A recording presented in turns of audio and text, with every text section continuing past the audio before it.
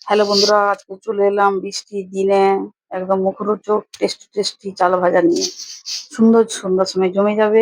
একদম দোকানের মতন দেখতে পাচ্ছেন, একদম দোকানের মতন চালমুড়ি ভাজা। তো এটাকে ভাজার জন্য আমার কিছু টিপস আপনাদেরকে ফলো করতে হবে। যদি ফলো না করলেন তাহলে কিন্তু এইভাবে আসবে না। তার জন্য চলুন আজকে কিভাবে বানিয়েছি ওটা একটু আমি বলে দেবো।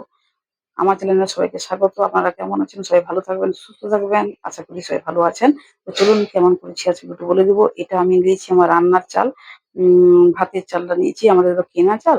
এটা হচ্ছে বাঁশকাঠি চাল। তার জন্য একটু লম্বা, লম্বা। এই চালটা নিয়ে আমি করছি।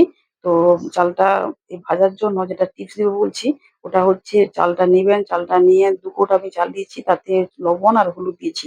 লবণটা দেখে শুনে দিবেন যাতে নোনা না করে ফেলেন। দিয়ে জলটা যখন দিবেন তখন ওই হাতে ছিঁচে, ছিঁচে জলটা দিবেন। মাত্র ২ বার দিবেন। হাতে ছেঁচা জলটা ২ বার দিবেন। বেশি জল ঢালবেন না। ছেঁচা জলটা ছিঁচবেন।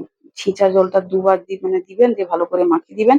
দিয়ে একটা নরমাল জায়গায় রেখে দিবেন। মানে কোনো ফ্যানেও দরকার নেই, কোনো রোদেও দরকার নেই। এমনি যেখানে চেয়ারে হোক, টেবিলে হোক, যেখানেও আপনি রেখে দিবেন। তো যদি ২ ঘন্টা রাখেন তাহলে আমার থেকেও ভালো কিন্তু আসবে। আমি তো ৮ ঘন্টার মধ্যে করেছি। ২ ঘন্টা হলে কি হবে, এর থেকে ভালো ফুলবে বা আরো আরো মানে ইয়ে হয়ে যাবে, সোজা, সোজা হয়ে আরো একটু ফুলে যাবে, বড়, বড় হয়ে যাবে আরকি। আর আমার তো একটু কুড়মুড়ে হয়ে গেছে কারণ আমি ৮ ঘন্টার মধ্যে করেছি বলে। তো ২ ঘন্টা রেখে দিলে খুব আরো সুন্দর মানে হয়ে যাবে। ওইভাবে করে দিবেন। তারপরে এর সঙ্গে কিছুই মিশাতে হবে নাহলে ভাল লাগবে না। লঙ্কা দিবেন আর বাদাম দিবেন আর মানে কারি পাতা দিবেন। এগুলা সব ভেজে নিবেন। ভাজার পরে কারি পাতাটা দেখে মানে দেখতে পেলেন? আমার কিন্তু পুড়েও যায়নি। আপনারা যদি এই ছান্তার সাহায্যে একটু তেলে লাগাবেন, ওটা আমি মানে দেখাতে পারিনি। একটু তেলে লাগাবেন, একটু ভেজে যাবে, আবার একটু লাগাবেন, এইভাবে মানে ভাজবেন। যাই হোক ভেজে করে তুলে নিবেন। এবার বাদাম আর লঙ্কাটা ভাজার সময় অবশ্যই দিবেন, লবণ দিবেন, দিলে ছিটকাবে না। আর চালটা ভাজার সময় তেলটাকে একদম হাই হিটে ভাজবেন।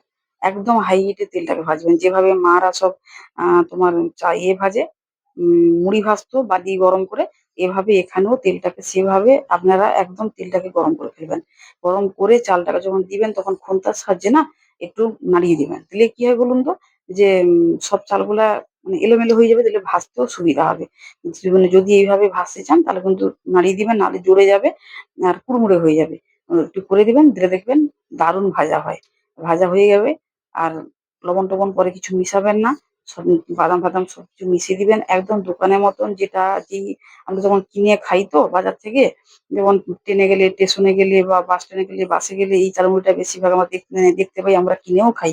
সেই চালমুড়িটা বাড়িতে বানিয়ে ফেলবেন। বৃষ্টির দিনে জমে যাবে। চায়ের সঙ্গে বিস্কিট নিবেন না, এটাকে নিবেন।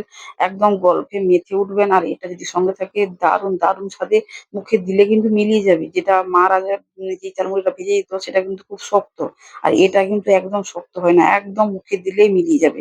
বুঝতে পারছেন? যেটা কিনে খেয়েছেন সেটা কিন্তু বাড়িতে করবেন। দেখুন কতটা আমার দেখতে ভালো হয়েছে দেখে বুঝতে পারছেন? কতটা দেখতে ভালো হয়েছে, একদম দোকানের মতন। এবার যদি প্যাকেট করা হয় না আরামসে বিক্রি হয়ে যাবে। দেখতে পাচ্ছেন? দারুণ হয়েছে কিন্তু। এভাবে সবাই বানিয়ে ফেলুন। দেরি করছেন কেন? তাড়াতাড়ি লেগে পড়ুন কাজে। কোনো রোদে-ফোদে ঝামেলার কিছু নেই।